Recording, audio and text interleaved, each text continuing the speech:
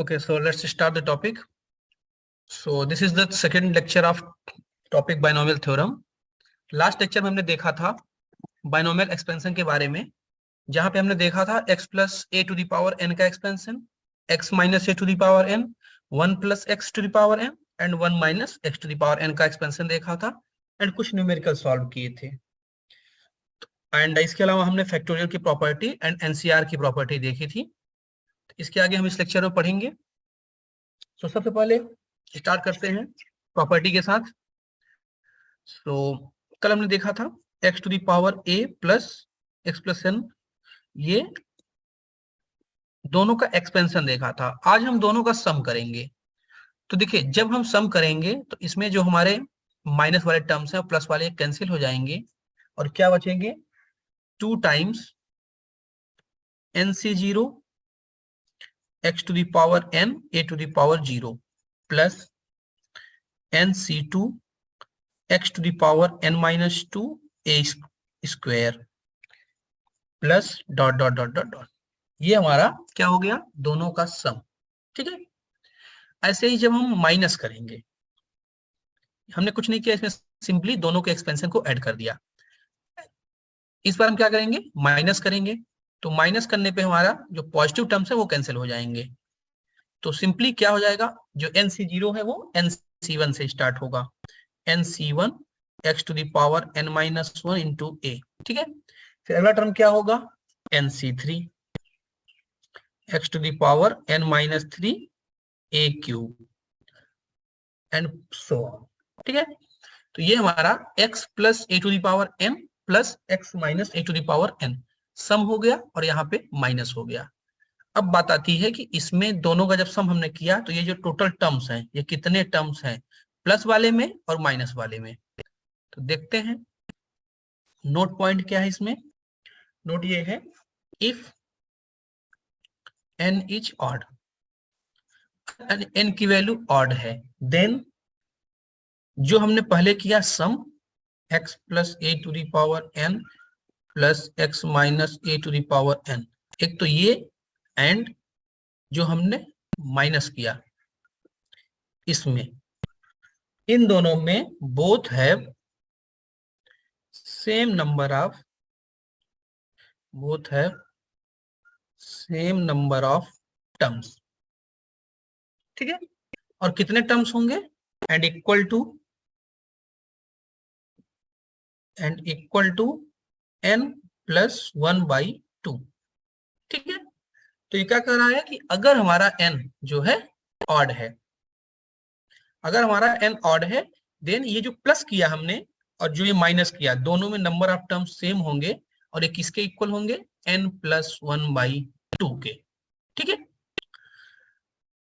अब जब देखते हैं कि n की वैल्यू इवन होगी तब क्या होगा, इसी नोट में क्या है, इफ n इज इवन, अगर हमारा n इवन है, then x plus A to the power n plus x minus a to the power n, इसके पास जो टर्म होंगे वो होंगे n/2 प्लस 1। ठीक है, एंड जो माइनस वाला होगा उसमें एक टर्म कम होगा, तो ये हो जाएगा minus x minus a to the power n। इसमें कितने टर्म होंगे, हैज n/2 टर्म्स। तो इस तरीके से ये डिपेंड करता है कि n की वैल्यू ऑड है कि even.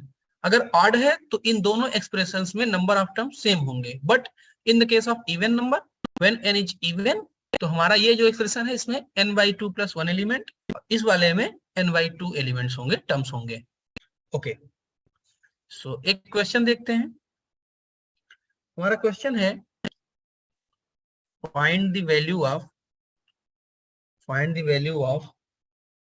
√2 plus 1 to the power 5 plus √2 minus 1 to the power 5। तो हमने अभी इसका फॉर्मूला देखा था,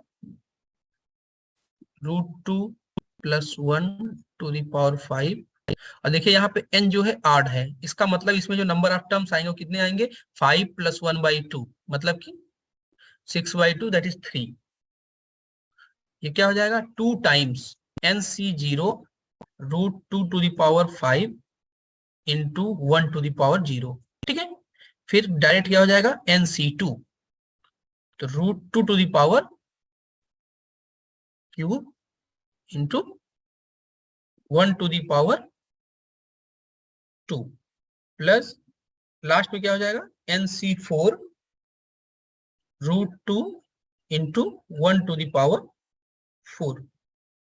ये हमारा हो जाएगा सम।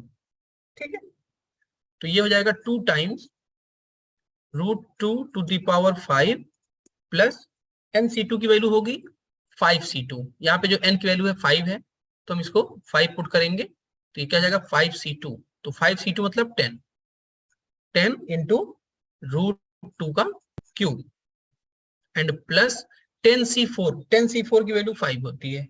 ठीक है, ये हो जाएगा 5√2। तो इसको सिंप्लीफाई करने हमारा टोटल आंसर आ जाएगा 58√2। ये √2 का 5 टाइम्स करेंगे तो हो जाएगा ये 4√2। ये हो जाएगा 20√2, ऐसे ये 5√2, फिर टोटल सम करके 29√2 आएगा, 2 से मल्टीप्लाई होके 58√2।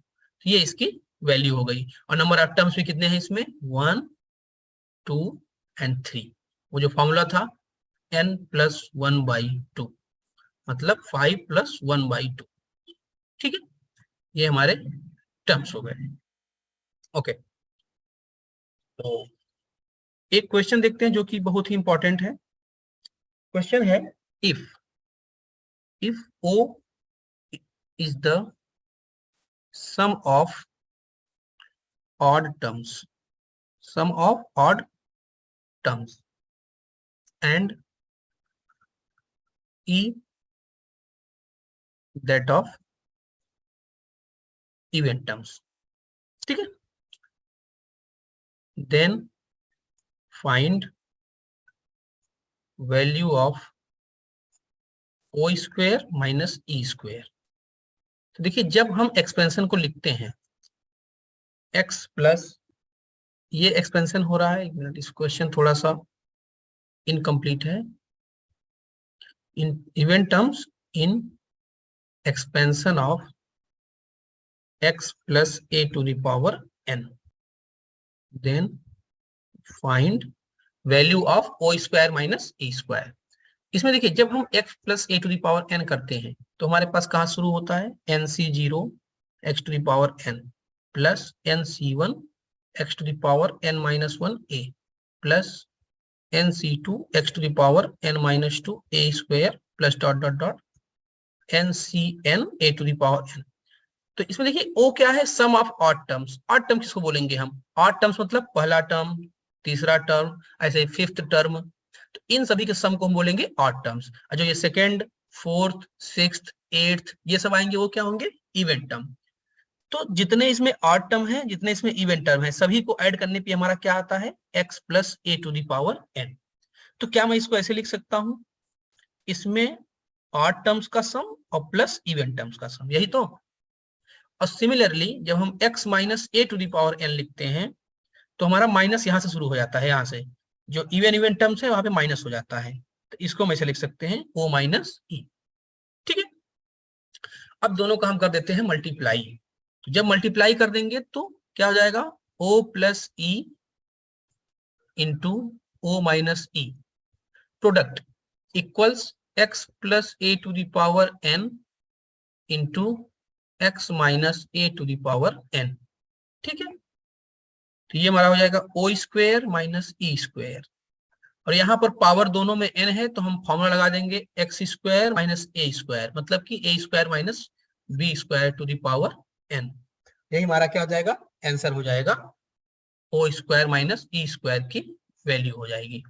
ठीक है, तो हमारा o क्या है जो ऑड टर्म्स है मतलब फर्स्ट टर्म, थर्ड टर्म, इन सभी का सम, और e क्या है जो इवन टर्म्स है, जो सेकंड पोजीशन पे है, फोर्थ पे है, इन सब का सम। तो जो हमारा एक्सपेंशन होता है x plus a to the power n, इन दोनों का क्या होता है सम होता है।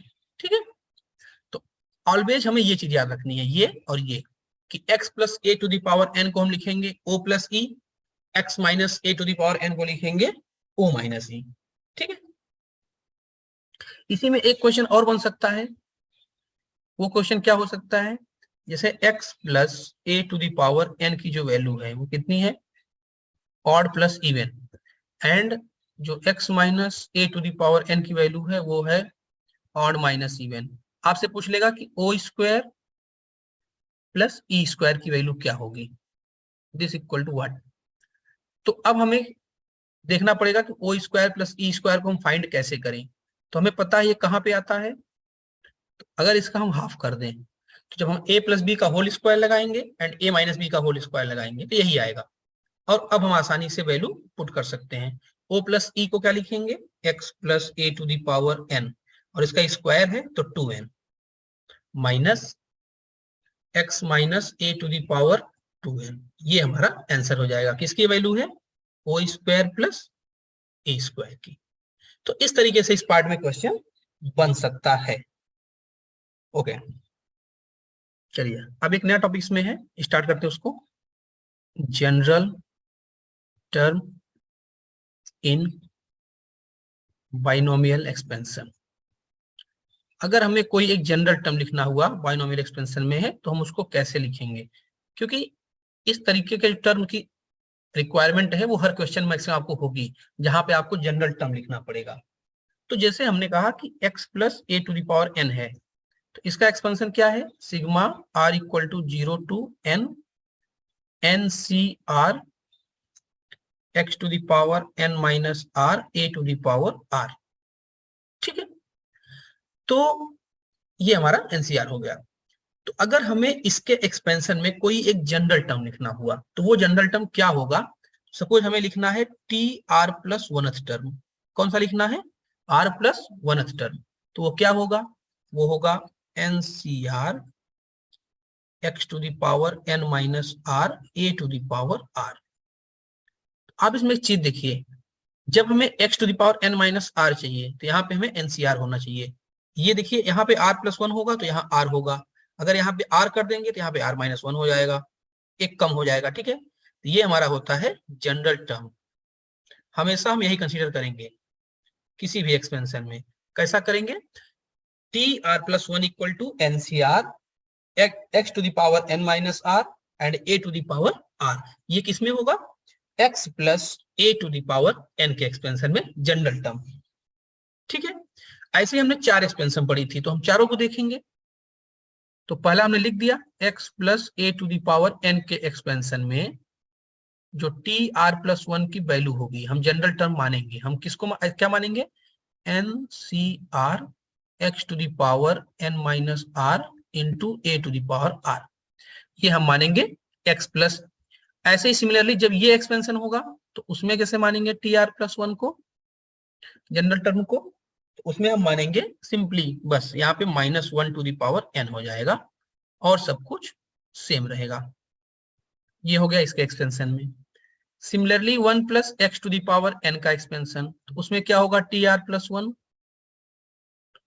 NCR into X to the power r, NCR into X to the power r।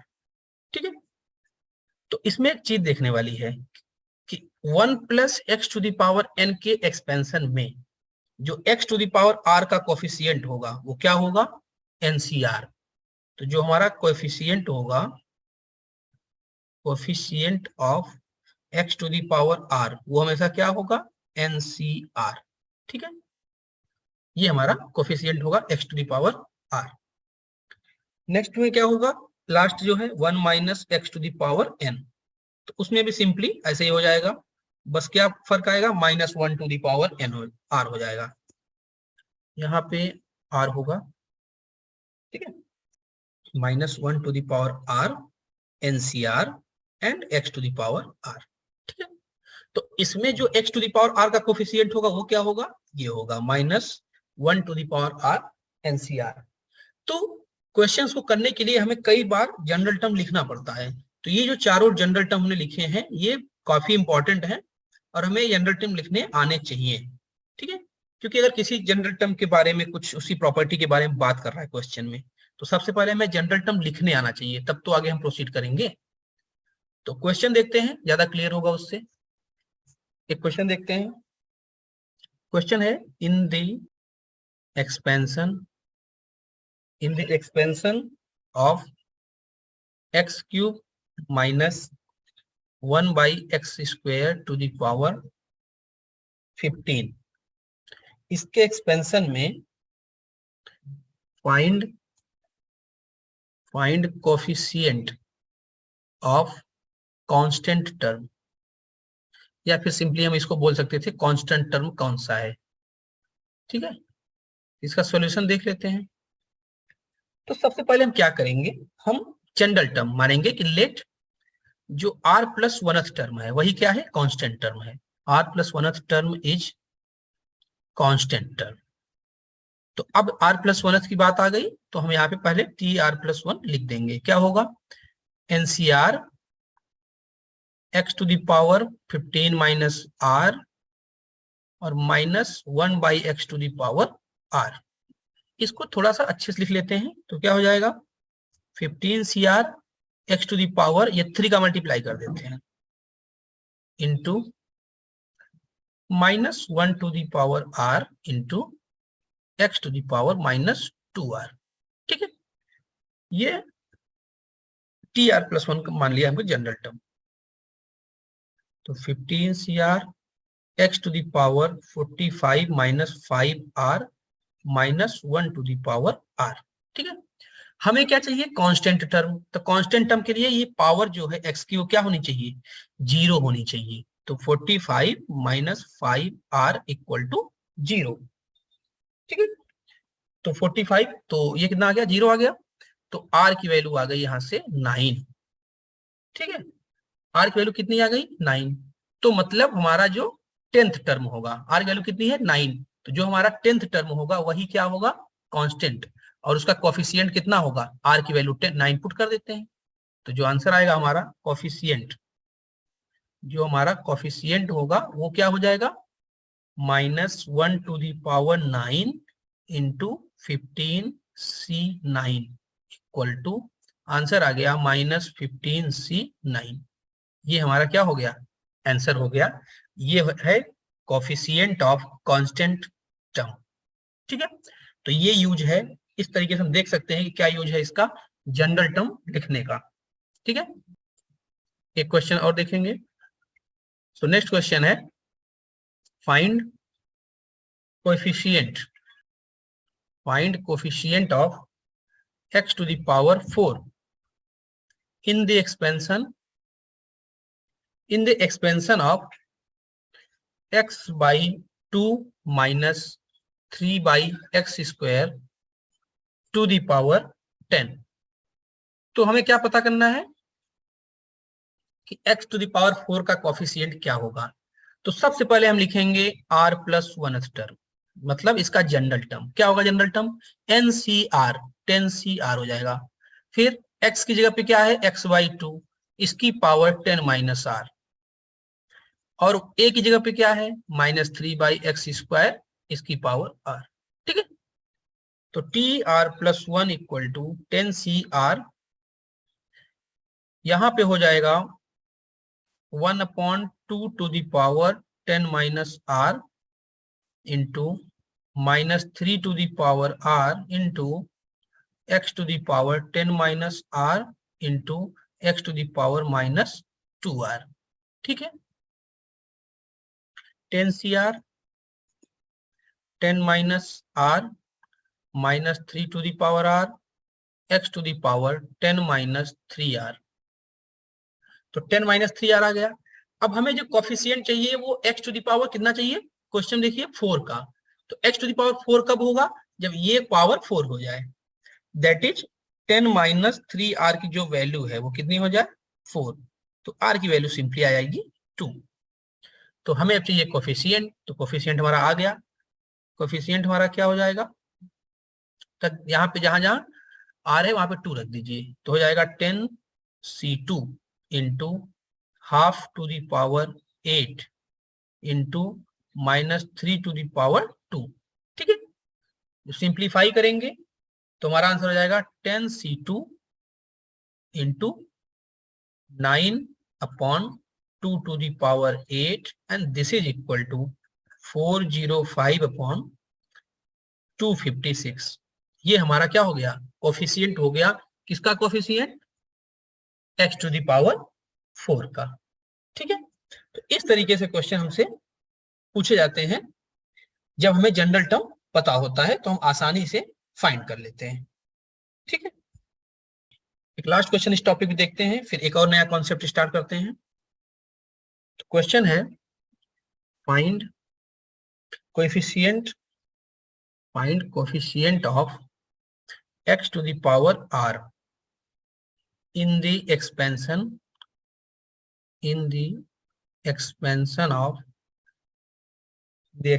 of 1 plus x plus 1 plus x का whole square plus dot plus 1 to the power, ये हो जाएगा n। तो ये जो टोटल लिखा हुआ है इसके जो सम है उसमें हमें क्या चाहिए, x to the power x का कोएफिशिएंट चाहिए। तो इस तरीके के क्वेश्चन हम एक बार पहले कर चुके हैं, उसमें हम इसमें सम निकालते हैं। ये क्लियरली क्या है, जीपी है, 1 plus R square plus R cube ऐसे चलता जा रहा है। ये जीपी है जिसका कॉमन रेशियो कितना है, 1 प्लस एक्स। तो सबसे पहले हम इसका सम फाइंड करेंगे। इसका सम क्या हो जाएगा, first term into 1 plus x to the power, कितने टर्म्स हैं इसमें, n प्लस 1, कितने टर्म्स हैं, n plus 1 minus 1 upon 1 plus X minus 1। तो ये किसके इक्वल हो जाएगा हमारा, 1 plus x to the power n plus 1 minus 1 upon x। ठीक है, इसको हम अलग अलग डिवाइड कर लेंगे। अलग अलग डिवाइड करेंगे तो क्या हो जाएगा, 1 plus x to the power n plus 1 upon x minus 1 by x। ठीक है, तो देखिए हमें जो चाहिए वो चाहिए x टू दी पावर किसका कोफिशिएंट, एक बार क्वेश्चन देख लेते हैं, x to the power r का कोफिशिएंट। ठीक है, x to the power r का। तो देखिए x to the power r का कोफिशिएंट जानने के लिए यहाँ पे एक नीचे x से डिवाइड भी हो रहा है, तो हमें इसमें जानना पड़ेगा x to the power r plus 1 का कोफिशिएंट, क्योंकि एक x तो कैंसिल हो जाएगा ना। एंड हमें पता है कि x to the power r plus 1 का जो कोफिशिएंट होता है वो क्या होता है, n plus 1 c r plus 1। तो जो हमारा आंसर हो जाएगा coefficient of x to the power r equal to क्या हो जाएगा, n plus 1 c r plus 1। ये हमारा फाइनल आंसर कि जो कोफिशिएंट आएगा वो कितना आएगा, n plus 1 c r plus 1। ठीक है, चलिए एक नए कॉन्सेप्ट को और पढ़ते हैं। नया कॉन्सेप्ट हमारा क्या है, middle term in a binomial expansion. मतलब कि जो बाइनोमियल एक्सपेंशन होता है उसमें मिडिल टर्म कौन सा होगा। ठीक है, तो उसमें दो केस बनेंगे कि n की वैल्यू इवन है कि ऑड। तो देख लेते हैं, if n is an even natural number,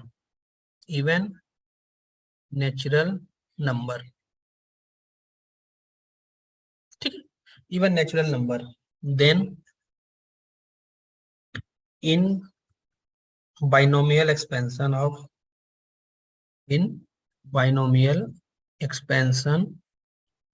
of x to the power, x plus a to the power n by 2 plus 1th term, n by 2 plus 1th term is the middle term, तो जो हमारा ये n by 2 plus 1th term होगा वो क्या होगा, middle term होगा। And if n is odd, then middle term will B कौन से टर्म होंगे, एक तो n plus 1 by 2th term, ठीक है, एक तो ये मिडिल टर्म होगा और एक कौन सा मिडिल टर्म होगा, n+3/2h टर्म। ठीक है, आप देखेंगे ये टर्म और ये टर्म करेस्पॉन्डिंग टर्म्स है, लगातार कंजिक्यूटिव टर्म्स हैं। तो जब n की वैल्यू इवन होगी तो हमारा एक ही मिडिल टर्म होगा, that is n/2 + 1 1th term. And जब n की वैल्यू ऑड होगी तो हमारे पास नंबर ऑफ जो मिडिल टर्म्स हैं वो कितने होंगे, दो होंगे। एक होगा n+1/2th टर्म और दूसरा क्या होगा, n+3/2th टर्म। ठीक है, चलिए एक क्वेश्चन देखते हैं। क्वेश्चन है हमारा, find middle term in the expansion of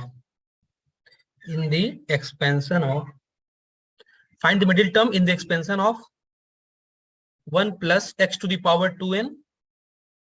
तो हमें जो क्वेश्चन है क्या गिवन है, 1 + x⁴n के एक्सपेंशन में हमें we have to find middle term. तो देखिए यहाँ पे जो पावर है वो कितनी है, 2n है, तो मतलब कि इवन है। तो जब इवन होता है तो हमारा कौन सा टर्म मिडिल टर्म होता है, n/2 + 1th टर्म। देखिए n/2 + 1th टर्म। तो इसका सॉल्यूशन देखते हैं। तो कौन सा टर्म मिडिल टर्म होगा, मिडिल टर्म इक्वल टू कौन सा term, 2n/2 + 1th term equal to tn + 1th term. तो जो n + 1th टर्म होगा वही हमारा क्या होगा, मिडिल टर्म होगा। ठीक है, तो देख लेते हैं n + 1th टर्म कौन सा है। हमें क्या चाहिए, n + 1th टर्म। तो ये क्या हो जाएगा, 2ncn। ठीक है, 2ncn इंटू x⁴n। ठीक, ये हमारा मिडिल टर्म होगा। लेकिन अब हमें इसको सिंप्लीफाई करना पड़ेगा। 2ncn की वैल्यू कितनी होगी, तो 2ncn को हम क्या लिख सकते हैं, 1 × 2 × 3 × 4 ... 2n अपॉन 1 × 2 सिंपली फैक्टोरियल लिख देते हैं, factorial n into factorial 2n - n into x⁴n। ठीक है, अब हम क्या करेंगे, इसमें 1 3 5 ... 2n - 1 तक को हम बाहर कर लेंगे। ठीक है, तो हमारे पास क्या बचेगा, 2 × 4 × 6 × 8 ... कहां तक, 2n तक। ये क्लियर है ना। तो ये हो जाएगा factorial n into factorial n, this is x⁴n। अब देखिए इसमें सभी में 2 कॉमन है, कितनी टाइम्स, 2 यहाँ पे कॉमन, 2 यहाँ पे कॉमन, सब जगह 2 कॉमन है n टाइम्स। तो 2n हमारे पास बाहर आ जाएगा और ये क्या बचेगा, 1 3 5 ... 2n - 1 इंटू 1 × 2 × 3 कहां तक, n तक। और ये हमारा सिंपली क्या है, फैक्टोरियल n। ठीक है, तो ये कैंसिल हो जाएगा। तो जो हमारा आंसर आ गया वो क्या आ गया लास्ट में, 2n अपॉन फैक्टोरियल n 1 × 3 × 5 कहां तक, 2n - 1 तक इंटू x⁴n। यही टर्म जो है हमारा मिडिल टर्म है। कितना आया, 2n upon factorial n 1 × 3 × 5 ... 2n - 1 into x⁴n। तो इस तरीके से जो फॉर्मूला था हमने उसका यूज किया। हमारा फॉर्मूला क्या था, फिर से देखते हैं। हमारा फॉर्मूला है, अगर n की वैल्यू इवन होगी तो n/2 + 1th टर्म। तो यहाँ पे जो n की वैल्यू थी वो 2n थी, हमने यहाँ पे पुट कर दी 2n। तो 2n पुट करने पे हमारा जो मिडिल टर्म आया वो कौन सा आया, tn + 1th टर्म। और tn + 1th टर्म फिर हमने फॉर्मूले से निकाल लिया, जो कि हम जनरल टर्म भी लिखते हैं, tr + 1th टर्म। उससे लिख करके थोड़ा सा इस फैक्टोरियल वाला एक्सप्रेशन को हमने सिंप्लीफाई किया और हमारा फाइनल आंसर जो है वो क्या है, 2n upon factorial n 1 × 3 × 5 ... 2n - 1 into x⁴n। This is the final answer. Okay, so एक क्वेश्चन और देखते हैं। If a is the coefficient of the middle term in the expansion of in the expansion of 1 plus x to the power 2n, जो कि हमने अभी find किया है, and b and c are coefficients of two middle terms in the expansion of 1 plus x to the power 2n minus 1. Then find relation between a, b and c. ठीक है, तो बहुत ही सिंपल है। एक बार हम देखते हैं कि a हमारा क्या है, कोफिशिएंट है मिडिल टर्म का, किसके एक्सपेंशन में, 1 plus x to the power 2n।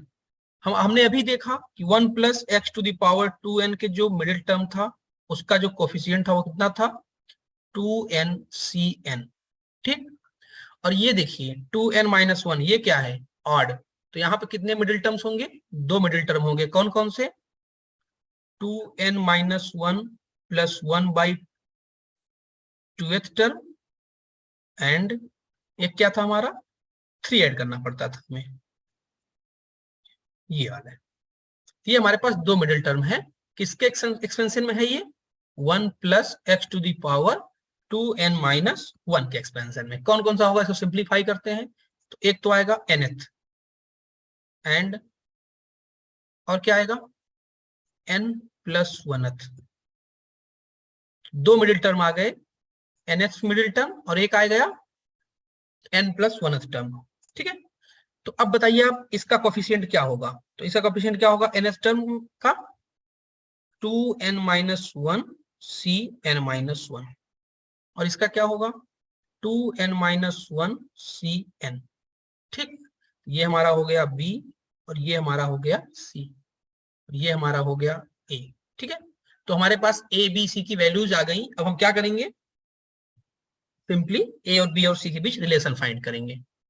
चलिए, तो a equal to 2n/cn, b की वैल्यू कितनी है 2n minus 1 cn minus 1, and c की वैल्यू कितनी है 2n माइनस 1 cn।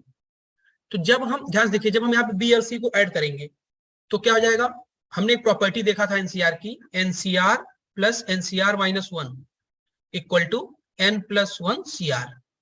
तो अगर हम यहाँ पे देखिए b और c को ऐड कर दें, क्या है NCR और NCR माइनस 1, तो ये कितना बन जाएगा 2nCn, that is equal to a।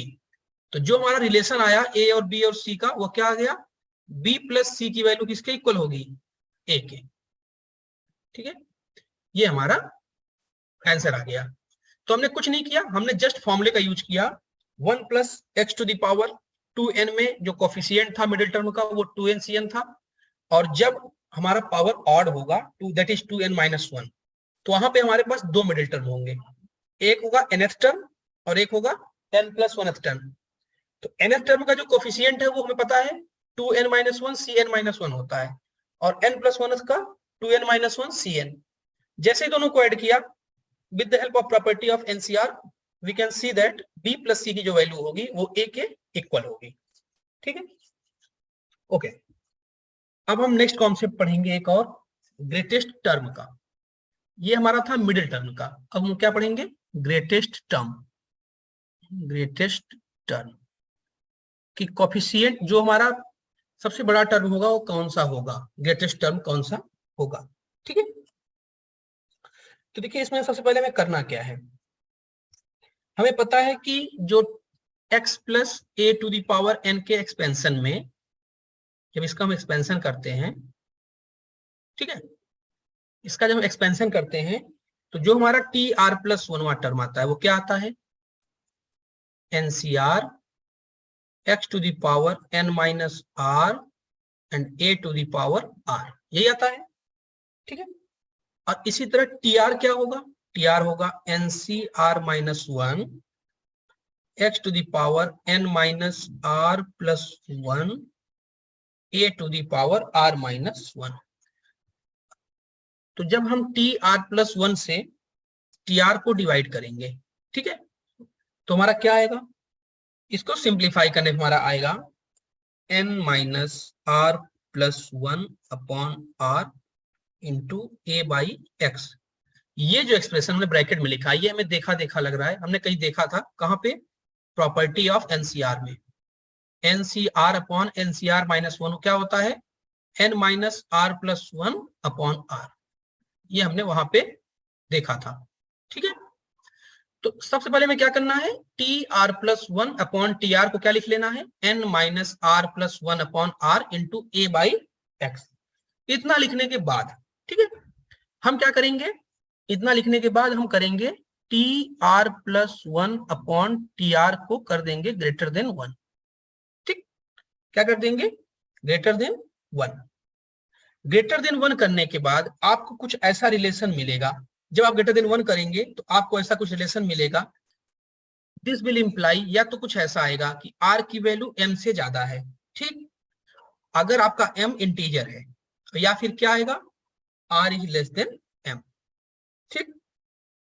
तो अगर ये आ गया, दो केस, एक आ गया कि r is greater than m और दूसरा आ गया r is less than m, तो जो हमारा mth टर्म होगा, एक mth और एक तो हमारा होगा m प्लस 1th टर्म, ये दोनों इक्वल होंगे, दीज आर इक्वल, और यही दोनों क्या होंगे, greatest term, equal and greatest, ठीक।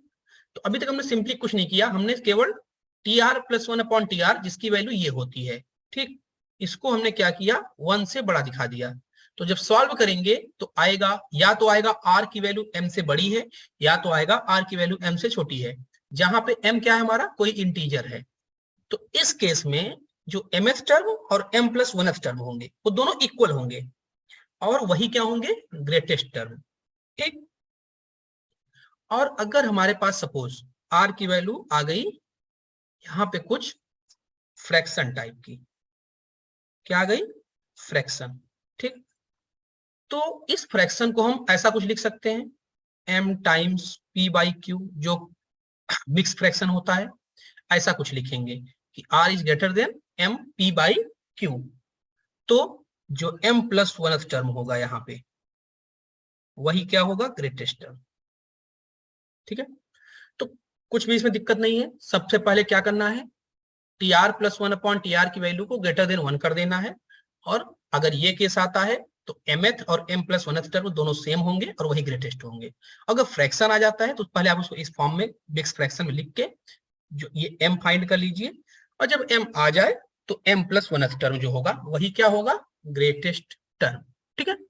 एक क्वेश्चन करेंगे, सब कुछ क्लियर हो जाएगा। क्वेश्चन देख लेते हैं, क्वेश्चन हमारा क्या है, क्वेश्चन है find greatest, find greatest term, कौन सा टर्म ग्रेटेस्ट है ये बताना है, in the expansion of, in the expansion of 1 plus x to the power 20, sorry 10 when x equal to 2 by, जब x की वैल्यू 2/3 हो तो उस समय सबसे ग्रेटेस्ट टर्म कौन सा होगा, यही हमें बताना है। तो ठीक है, सबसे पहले हम क्या लिखेंगे, टी आर प्लस 1 लिखेंगे, इसका टी आर प्लस 1 क्या होगा, 10 CR into X to the power r, और टी आर क्या होगा, 10 CR minus 1 into X to the power r minus 1, ठीक है, ये हो जाएगा। अब हमने क्या कहा था कि T R plus 1 upon T are हम निकालेंगे, ये होता क्या है, n minus r plus 1 upon r into, क्या बोला था हमने, a अपॉन एक्स, ये हमारा ऐसा कुछ है, a x plus A type का, किस टाइप का है, x प्लस ए टाइप का। इसमें हमें बहुत ही ध्यान सही से रखना होगा, x प्लस ए टाइप का है, हमारा यहाँ फॉर्मूले में क्या होता था, a बाई एक्स, तो a की जगह पे क्या है x, और x की जगह पे क्या है 1, तो x की वैल्यू यहाँ पे रख देते हैं, इंटू 2/3 है, ये हमारा आ गया TR+1 अपॉन TR। ठीक है, इसको हम ग्रेटर देन 1 करेंगे।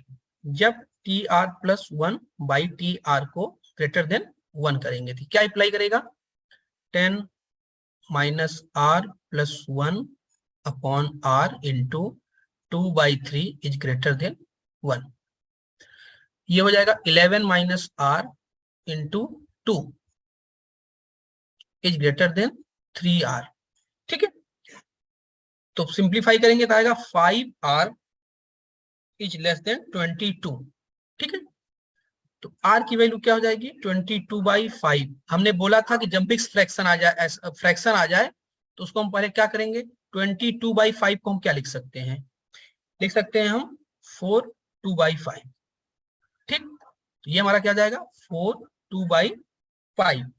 तो R की वैल्यू कहां होगी, 4/2/5। तो जो हमारा ग्रेटेस्ट टर्म होगा, जो हमारा ग्रेटेस्ट टर्म होगा वो क्या होगा, फिफ्थ टर्म। क्या टर्म होगा, फिफ्थ। क्योंकि देखिए इस फॉर्मूले में देखा था कि जब यहाँ पे m आ जाए तो m+1th term will be greatest. तो यहाँ पे m की वैल्यू कितनी आई, 4, तो fifth term will be greatest. Okay, so आज के लेक्चर में यहीं तक। इसके आगे वाले लेक्चर में हम डिस्कस करेंगे कुछ और कॉन्सेप्ट बाइनोमियल में, जैसे कि ग्रेटेस्ट कोएफिशिएंट कौन सा होगा, और थोड़ा सा मल्टीनोमियल थ्योरम के बारे में डिस्कस करेंगे। देन ये चैप्टर हमारा डन हो जाएगा।